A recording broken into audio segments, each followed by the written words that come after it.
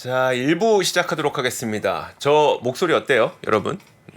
저 이번 주 화요일이었나요? 화요일에 감기에 걸려서 보시는 분이 불편하시다고 몸 관리 잘하라고 이렇게 뭐 따끔한 일침을 가해주셨는데 이제 거의 다 낫습니다. 안 그래도 저 감기 나아졌는지 물어보시는 분 계셔서 거의 다 낫습니다. 여러분들도 요즘에 근데 좀 감기가 좀 극성인가 봐요. 제 주변에도 이 더운데 감기 걸렸다는 분들 꽤 있어서 여러분들도 건강 조심하셨으면 좋겠습니다. 자, 일단 1부 이분과 함께 해봐야 되겠죠. 박성호 선임 매니저 나오셨습니다. 어서 오세요. 네, 안녕하세요. 감기 안 걸리셨어요? 네, 뭐 저는 감기는 안 걸렸어요. 네. 제 주변에 되게 많더라고요. 그래서 이게 좀 유행인가 싶었죠. 제가 감기라 그러면 또 코로나냐 막 이러는데 이제 그 격리도 해제돼 갖고 네. 쉬지도 못해. 이제 걸리면 여러분 쉬지도 못하니까 이제 안 걸리는 게 능사입니다. 근데 지금 보면 뭐 아무렇지도 않으신 것 같은데요. 그쵸. 네네. 화요일에도 이랬어요. 네. 감기는 걸렸는데 그래도 이 업한 이 텐션은 잃지 않습니다. 자, 오늘 이야기 어디서부터 한번 시작해 볼까요? 네, 오늘은 어제 있었던 이제 금융시장 관련해서 좀 체크 한번 해드리고요. 네네. 그리고 그 골드만삭스에서 며칠 전에 그 AI 분야 관련해서 본인들이 봤을 때 매수해야 할 기업 뭐 몇 가지를 좀 좀 제시했어요. 네. 그래서 어떤 기업들이 있는지 그거 좀 잠깐 말씀드릴 거고, 네. 그다음에 뒤에 또 두 가지를 더 말씀드릴 건데, 아까 그 앵커님께서도 말씀하셨지만 주식시장이 좀 많이 올라가고 있잖아요. 네. 그래서 뭐 분위기는 좋아지고 있는데 그럼에도 불구하고 우리가 뭐 한 체크해봐야 될 것들, 네. 그거 한 두 가지 정도 좀 말씀을 드릴게요. 알겠습니다. 그래서 골드만삭스에서 네. AI로 사야 될 종목을 공개한 거는 네. 제2의 엔비디아를 찾아라. 뭐 그럴 수도 있겠죠. 네. 네. 골드만삭스가 한 거니까 부담 없잖아요. 네네네네. 알겠습니다. 자, 일단 시장부터 볼 텐데 잘 올랐어요. 네, 어제 증시 이제 맵 한번 보여주시면은 네. 어제는 오랜만에 그 대부분의 종목들이 좀 초록색 좀 불이 좀 나왔었고요. 보통은 이제 좌측 상단, 저 IT 쪽, 테크 쪽 이쪽이 조금 계속 초록색이었고 네. 나머지는 이제 빨간색들이었었는데 어제는 오랜만에 좀 대부분 초록색이 좀 주가가 좀 올랐고요. 근데 그 와중에 이제 이쪽 그 노란색 칠한 요 가운데 있는 이 헬스케어하고 그다음에 유틸리티 이쪽은 다른 종목들에 비해서 약간 좀 저조했었고요. 방금 또 이것도 이제 앵커님이 말씀하셨지만 어제 이제 엔비디아가 이제 5% 이상 이제 그 급등이 좀 다시 나왔고요. 특히 어제는 이제 그 다모다란 교수가 뭐 엔비디아 관련해서 좀 자기는 좀 팔았다 뭐 이런 팔았다. 뉴스가 좀 있었었는데 네. 뭐 그럼에도 불구하고 좀 상승세를 좀 나타냈었고요. 그리고 제가 요 금융시장 체크를 이제 말씀드릴 때 이 뒷부분 같은 경우는 이제 제가 보는 그 금융시장을 이제 제 기준으로 체크할 때 기준이라고 보시면 돼요. 네. 그래서 이거 뭐 정답은 아닙니다만은 이렇게도 좀 금융시장을 한번 보고 또 주식시장도 바라볼 수 있겠구나 이렇게 좀 참고하시면 되실 것 같아요. 네. 그래서 저 같은 경우는 주식시장을 볼 때 그때 일본 얘기 말씀드릴 때도 언급드렸는데 뭐 다 중요하겠지만 제가 봤을 때 정말 핵심 사항은 네. 경기와 그다음에 뭐 기업들 실적, 네. 그다음에 물가, 금리, 네. 전 이거라고 보거든요. 그래서 저 같은 경우는 이런 것들을 계속 주기적으로 체크를 하는데 어쨌든 그 관점에서 한번 설명을 드리면 일단 경기 쪽부터 한번 보시면은요. 왼쪽에 있는 화면은 주황색 선으로 되어 있는 거는 그 뉴욕 연은에서 네. 매 주마다 미국의 경기 선행 지수를 이렇게 이제 데이터를 올려놔요.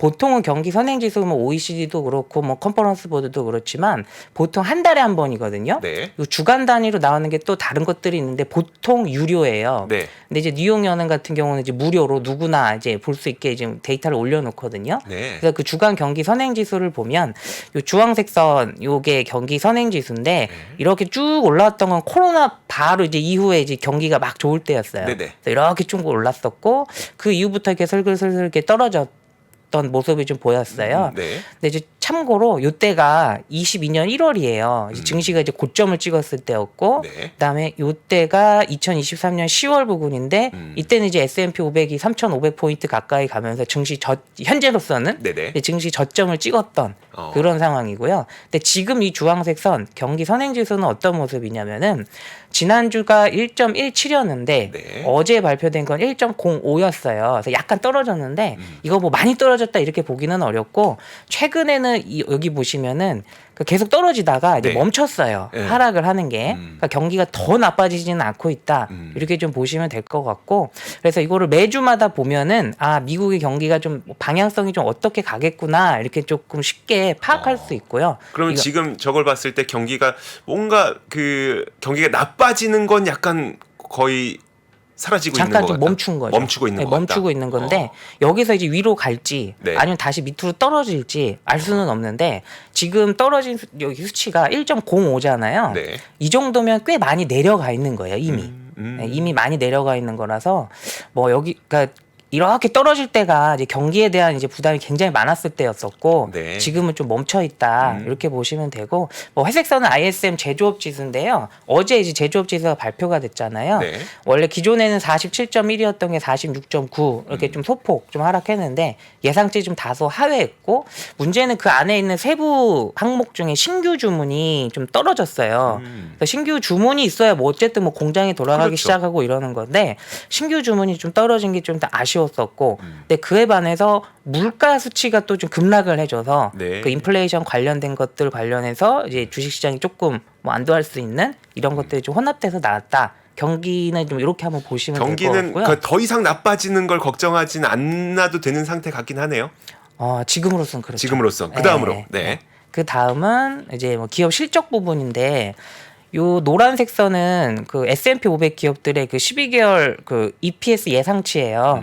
요거 또 쉽게 설명드리면 그냥 기업 실적들의 추정치라고 보시면 돼요. 네. 위로 올라가면 실적이 좋아진다고 애널리스트들이 추정하는구나 이렇게 생각을 하시면 되고요.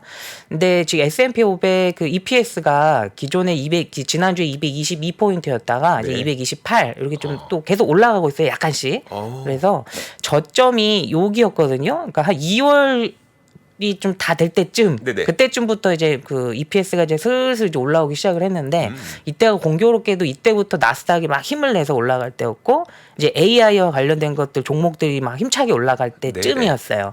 그래서 2월부터 좀 상승세가 나오고 있습니다. 그래서 아까 말씀드렸던 경기도 일단은 좀 떨어지고 있는 게 좀 멈칫했고 그다음에 기업 실적도 일단은 올라가고 있다. 네. 이렇게 좀 체크해 보시면 되실 것 사실 같고요. 저는 그 야르데니 리서치의 자료를 보면 네. 그 잘 나오는 자료인데 네.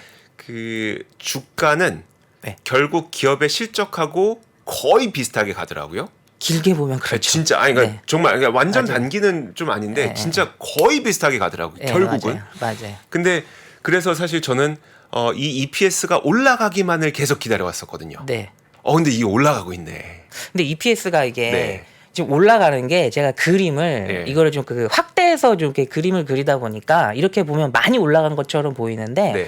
사실은 제가 여기다 적었지만 이 아주 저점에서 2.7% 정도 오른 거예요. 퍼센테이지로는. 네. 그래서 이거를 좀 멀리서 이렇게 보면은 사실은 이만큼 떨어졌던 것도 조금 좀 막 급락은 아니고 좀 천천히 떨어졌던 거였고 지금 올라오는 것도 이것도 뭐 아주 크게 올라가는 수준은 아니에요. 네, 그리고 이 정도 속도로 좀 올라가다가 다시 내려간 경우도 비일비재해요, 사실은. 그래서 뭐 이제 EPS가 다시 쭉 올라갈 거다 이러면 좋겠지만 네네. 일단은 뭐 확신하기는 좀 어려운 상황이고요. 아직까지는. 알겠습니다. 자, 다음으로 볼 거는 이제 금리와 물가. 네, 이제 금리와 물가 쪽인데 일단 금리 같은 경우는 일단 왼쪽에 있는 화면 설명드리면 네. 초록색 그 이제 10년물 금리고요. 그다음에 가운데 이제 파란색 선은 그 10년물을 이제 기본으로 해서 기대 인플레이션을 이제 계산을 해서 나온 거예요. 네. 그러니까 연준에서 말하는 계속 기대 인플레이션 이렇게 말을 하는데 요건 이제 채권 시장에서 바라본 기대 인플레이션이라고 보시면 돼요. 그래서 일단 10년물 금리는 그 3.64%에서 3.61%로 좀 하락을 했고요. 어제 하락했던 거는 뭐 금리 인상을 좀 스킵할 수도 있어. 뭐 이런 연준 위원들의 뭐 언급들이 좀 나오면서 채권 금리가 좀 하락을 해줬고, 10년물 이제 기대 인플레이션은 2.17%에서 2.16%좀 약간 좀 네. 떨어졌고요. 그래서 채권 시장이 이제 바라봤을 때 이제 길게 보는 이제 기대 인플레이션은 여기 화면 보시면 아시겠지만 좀 장기가 좀 안정세를 좀 찾고 있어요. 그래서 연준 위원들도 이제 기대 인플레이션이 좀 안정적이다 이런 이야기를 하는 게 이제 뭐 꼭 채권 시장에서 보는 기대 인플레만은 아니겠지만 네네. 어쨌든 기대 인플레이션은 좀 잘 고정돼 있다 이렇게 좀 보시면 될 것 같고요. 그래서 제가 요 밑에다가 이제 그 강조해서 써놓은 게 방금도 잠깐 언급드렸지만 경기가 하락하는 게 좀 잠깐 멈칫했고 네. 그다음에 실적은 상승하고 있고 네. 금리는 내려가고 있다.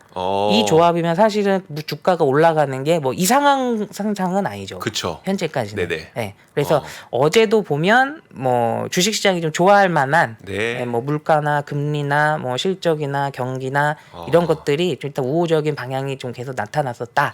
이렇게 보시면 될 것 같아요. 사실 가격만 놓고 보면 뭔가 너무 빨리 오른 것 같고 네. 내가 그 버블의 막바지에 내가 거품을 잡은 것 같고 네. 이런 느낌 때문에 좀 두렵기도 한데 네. 지금 말씀하셨던 걸 들어보니까 오를 만한 이유들은 확실히 있긴 환경이 있었어요. 있었네요. 네, 네. 근데 이게 아주 강력한 요인, 그러니까 물가가 좀 많이 빠진다든지 아니면 네. 실적이 좀 더 빠른 속도로 준다든지 이랬으면 더 좋았을 텐데 일단 뭐 제 기준에서는 네. 아직까지 뭐 썩 마음에 드는 수준은 아니에요. 아직까지는. 네. 알겠습니다. 네, 네, 그것도 좀, 한번- 좀 많이 오른 것 같긴 하다.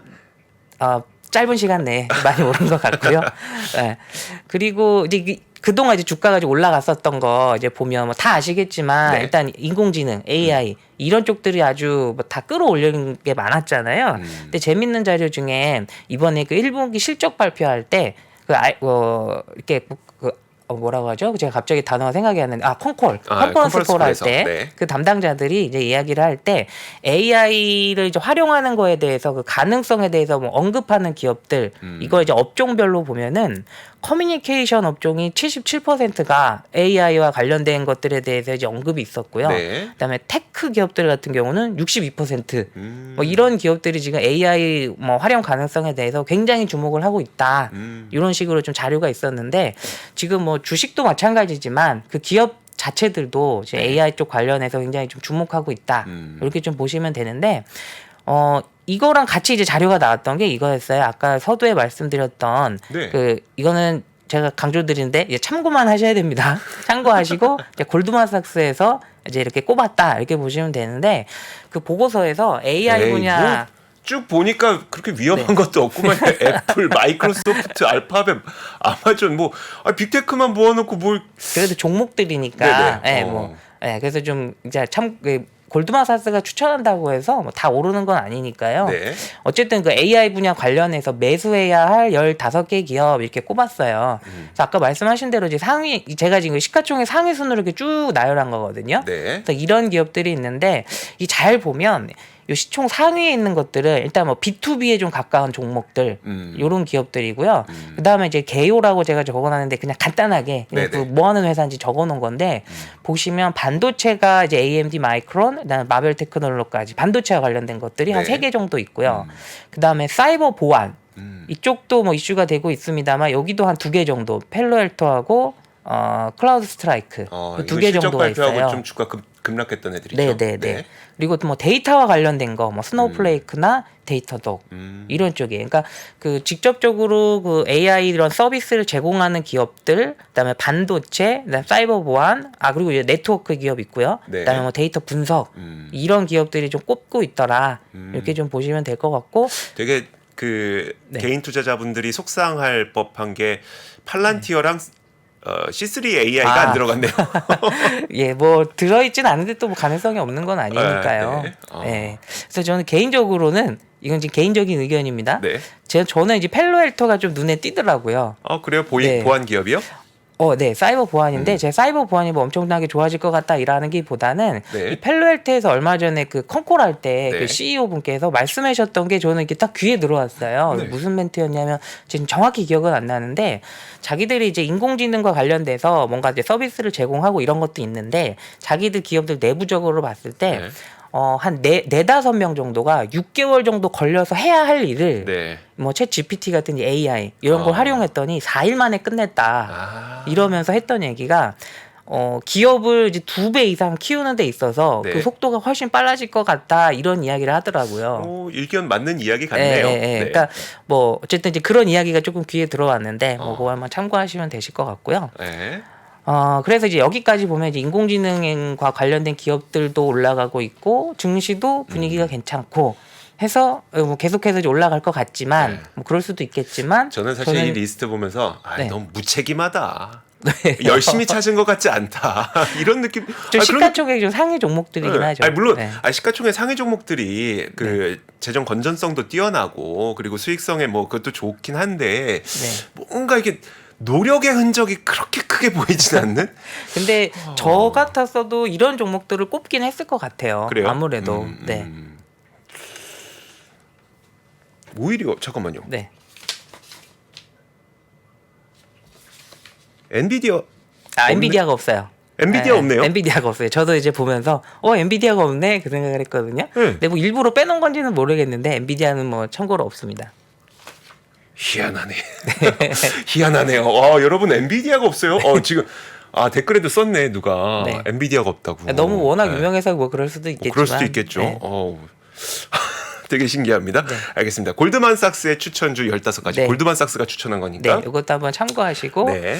그리고 이제 그래서 이제 증시가 계속 좋은데 네. 우리가 한번 좀 리마인드 좀 해봐야 되는 그러니까 뭐 우려 사항들 이런 거 좀 잠깐 말씀드리면 그때 제가 예전에 한번 출연했을 때 말씀드렸던 거긴 한데 이거 한 번 더 말씀드리면 네. 2023년 3월 FOMC 성명문을 보면 그 신용 조건과 관련된 문구가 처음으로 등장해요. 최근에는 계속 없었다가 그때 이런 이야기를 해요. 최근의 상황으로 인해 이거는 그때 SVB 때문에 그래요. 네. 그 SVB 이것 때문에 가계와 기업의 신용 조건이 더 어려워지고 어쩌고저쩌고 하면서 부담이 될 가능성이 있습니다. 네. 그래서 이 크레딧 컨디션이라는 이제 단어가 나오거든요. 3월 달에. 그다음에 5월 달에 있는 그 성명문을 봐도 그때도 또 나와요. 네. 그 크레딧 컨디션이라는 게 이때도 뭐 거의 비슷하죠. 문단은 뭐 가계와 기업의 신용 조건이 더 엄격해지면서 부담이 될 가능성이 있다. 그 단어가 나왔는데 이게 2번 연속 나온 거예요. 이제 네네. 3월에 나오고 이제 이번 안 나온 게 아니고 2번 연속 나온 건데 그때도 말씀드렸는데 지금 이 성명문에 크레딧 컨디션이라는 단어가 나오면 조금 좀 긴장해야겠구나 그러니까 이렇게 크레딧 볼 수도 컨디션이라는 있어요. 단어가 나온다는 거는 네. 사람들이 돈을 못 갚을 가능성이 있습니다라는 이야기로 좀 못 갚는 것도 있겠습니다만 네. 돈을 못 빌린다고 보는 쪽이 맞을 수도 있을 그쵸, 것 같아요. 못 빌리고 못 빌리기가 갚고. 어렵다. 네. 네, 그러니까 돈이 안 든다는 얘기예요. 네네. 그러니까 돈이 안 들면 경기는 자연스럽게 이제 어려워질 수 있으니까. 그래서 이렇게 3월과 5월에 연속적으로 크레딧 컨디션에 대한 이야기가 있었는데 과거에도 이런 이야기는 똑같이 있었어요. 그게 언제냐면 네. 금융위기 전이었어요. 근데 네, 그래서 보면 2008년 금융위기 이전에 2007년 8월 성명문을 보면 지금이랑 뭔가 얘기가 좀 비슷해요. 보면 뭐 최근 몇 주 동안 변동성이 커졌고 일부 가계와 기업의 신용 조건이 더 어려워졌으며 주택 조정이 계속되고 있습니다. 네. 이게 2007년 8월에 있었던 성명문 중 일부고요. 네. 그리고 나서 그 다음에 2007년 9월에 있었던 성명문에서 또 나오는데 그러나 신용 조건의 강화는 뭐 주택 조정을 심화시키고 경제 성장을 뭐 억제할 가능성이 있습니다. 이렇게 이제 크레딧 컨디션 관련해서 이야기가 나와요. 네. 근데 당시에도 지금처럼 돈을 빌리기가 어려워지는 상황이었었거든요. 그때도. 근데 이제 요거를 나왔던 시점을 그러니까 크레딧 컨디션이라는 단어가 나왔던 시점을 이제 주식 시장에 이제 딱 대입해서 보면 네. 이제 이런 그림이 나와요. 지금이 이제 3월 달에 참고로 이거 S&P 500 지수고요. 네. 여기 검은색으로 제가 일직선으로 이렇게 쭉 그어놓은 거는 신용 조건과 관련된 문구가 등장했었던 시기예요. 네. 근데 보시면 지금 최근에 이제 3월에 한번 있었고요. 그다음에 2007년 8월 요때 신용 조건과 관련된 문구가 나왔었고요. 네. 요게 이제 제가 방금 아까 같이 보셨던 그 FOMC 성명문이고 그다음에 제가 담진 않았는데 그 닷컴법을 전에도 신용 조건 뭐 관련된 문구가 또 등장을 했었어요. 네네. 그래서 일단 신용 조건이 좀 그러니까 신용 조건이 좀 타이트해진다는 얘기는 어쨌든 좀 경계는 해야 된다라고 좀 보시면 될 것 같고 물론 이게 침소봉대하는 걸 수도 있는데 네네. 어쨌든 신용 조건이 악화되면 경기에는 분명히 부담은 될 수가 있어요. 아. 네, 그래서 그 부분도 한번 감안을 해보시면 좋을 것 같고 그 신용 조건 문구가 등장했던 시기는 대체로 금리가 좀 올라갔던 좀 시기였었죠. 올라와 있었던 시기죠. 그쵸.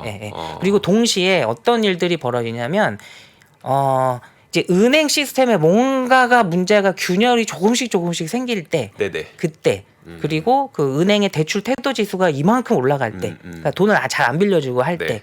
이런 상황들이 좀 복합적으로 좀 작용할 때 이런 단어들이 나오거든요. 그러니까 지금도 뭐 분위기가 크게 다르지는 않죠. 네. 그래서 그 부분을 좀 저는 좀 주목하고 있습니다. 알겠습니다. 그래서 그거 한번 아니, 말씀드리면 물론 과거와 지금의 다른 점은 과거의 그 시스템 위기로 갔던 경험들 때문에 네. 그걸 막기 위한 맞아요. 조치를 네, 지금 네. 취하고 있어서 네. 과거와 다를 수 있어요. 네, 그렇죠. 하지만 네. 과거에 이 신용 조건 이야기가 나오고 나서 시장이 크게 네. 혹은 시스템이 좀 흔들렸던 일들이 있었기 때문에 좀 주의해서 볼 필요는 있겠네요. 맞습니다. 네. 제가 드리고 싶었던 말씀을 잘 정리해 주셨네요. 그 얘기인가요? 네, 아. 맞습니다. 네. 그리고 또 하나 좀 체크해 봐야 될 거는 미국 경제에서 지금 소비가 굉장히 견조하잖아요. 네. 견조한데 약간씩 좀 균열이 나오는 것도 확인이 되고 있어요. 그래요? 그래서 보면 일단 GDP, 그러니까 미국 GDP에서 소비가 뭐 아주 뭐 막대한 비중을 차지하는 거는 뭐 익히 아실 텐데 미국 GDP의 구성 비중은 소비가 68%거든요. 네. 그래서 미국에서는 소비가 굉장히 중요합니다. 그래서 소비가 지금 견조하기 때문에 주식시장도 나름 잘 버티고 있다고 이제 볼 수도 있는데 그 소비가 잘 보면 뭔가 좀 균열의 조짐도 있다라는 건데요. 요 자료는 그 뱅크 오브 아메리카에서 자기네들이 이제 카드 발급할 거 아니에요. 맞아요. 그 카드를 가지고 이제 데이터를 모아서 요새 그 사람들의 소비가 어떤가 이런 것들을 매월 한 달에 한 번씩 보고서를 발간해요. 네. 근데 여기 보고서에서 보면 여기 차트에 보이시는 거는 가구당 카드 총 지출액 전년 동월비예요. YOY인데 이게 쭉 떨어지고 있잖아요. 2021년 2월 이후 처음으로 이 소비 그 카드 지출액이 마이너스 전환을 했다고 이제 뱅크 오브 아메리카가 밝혔어요. 그러니까 소비가 네. 조금 계속 좀 이제 안 좋아지기 시작했다라고 네. 이제 보고 있는 거죠. 그러면 이 뱅크 오브 아메리카 자료를 보면 그럼 어디에서 소비가 좀 많이 안 좋아졌을까 네. 이것도 이제 담고 있는데 보시면 고소득층 쪽에서 지금 소비가 좀 줄어드는 게 확인이 되고 있어요. 고소득이요? 네. 그러니까 뭐 물론 이제 IT나 이런 쪽에서 그 해고들이 좀 늘어나면서 이쪽 그 직원들이 이제 소득이 많으시니까 네. 뭐 그 영향도 있겠습니다만은 어쨌든 미국에서 그 소비를 이제 주도하는 그 계층을 보면 요게 그 초고소득층이 그 전체 소비의 38%. 참고로 이 소득을 이제 나눈 거는 맨 위의 층 20%. 그다음 차상위층 20%, 20%, 20% 이런 식으로 한 거예요. 네네. 그래서 맨 그 가장 높은 상위 20%가 38% 차지하고 그 다음 20%가 이제 23%거든요. 요 두 개를 더하면 61%예요. 네. 그러니까 미국의 소비를 이제 비중을 차지하는 게 이 고소득층에서 소비가 좀 문제가 생긴다. 네. 그러면 소비가 이제 전반적으로 좀 안 좋아질 수가 있는 거죠. 그래서 보면 실제로 이 소득층 간의 그 소비 지출을 이제 살펴보면 이거는 그 재량주 소비 쪽인데 여기 왼쪽에 있는 화면 보시면 여기 맨 오른쪽이 고소득층의 소비고요. 그다음에 중간에 있는 거는 중간층. 그다음에 좌측에 있는 거는 이제 저소득층 이렇게 보시면 되는데 파란색은 6개월 동안의 그 증감 비율이고요. 네. 빨간색은 최근 1개월이에요. 네. 여기 있는 이 빨간색 제가 체크해 놓은 그 칠해 놓은 부분 보시면은 6개월 전 대비했을 때는 그래도 플러스였는데 최근 한 달간 고소득층의 재량 소비 지출이 좀 많이 좀 떨어졌다. 네, 최근 한 달 동안. 네. 그래서 이렇게 한번 보셔도 그 실제로 이제 데이터가 좀 이렇게 나온다는 거고 오. 참고로 재량 소비라는 게 네. 그러니까 우리가 흔히 그러니까 뭐 밥 먹는 거 뭐 이런 거 말고 약 사 먹는 거 이런 거 말고 그러니까 좀 비싼 것들 있잖아요. 쇼핑하는 거. 네, 예를 들면 네. 그런 것들, 이런 것들을 이제 재량 소비라고 하거든요.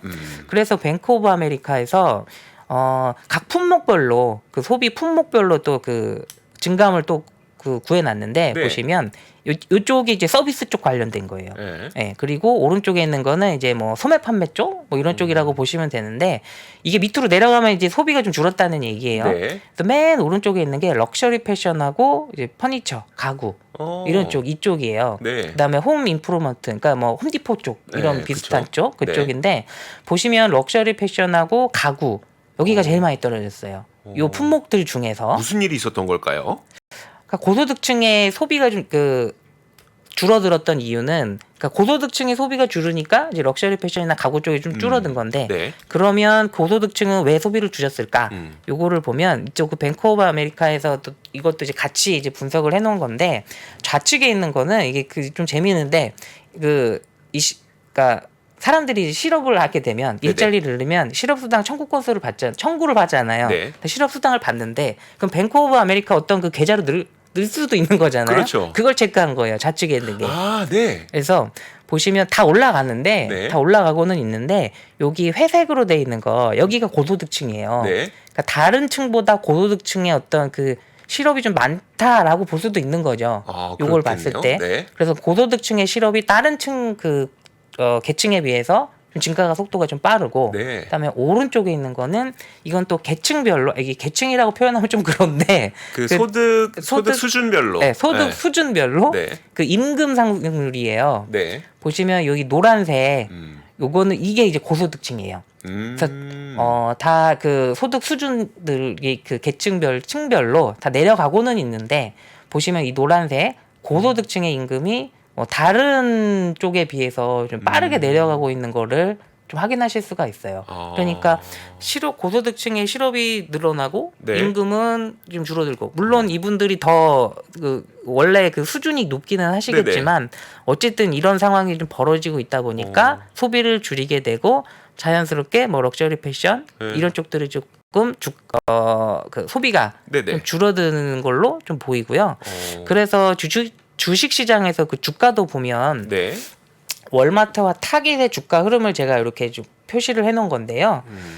파란색 선이 이제 그 타깃 그 주가고요. 네. 상단에 있는 노란색은 월마트거든요. 타깃 같은 경우는 이제 대표적으로 조금 소득이 좀 비싼 것들 파는 쪽 이쪽이고, 월마트는 이제 뭐 식료품이라든지 이런 쪽에 좀 비중이 높은 회사예요.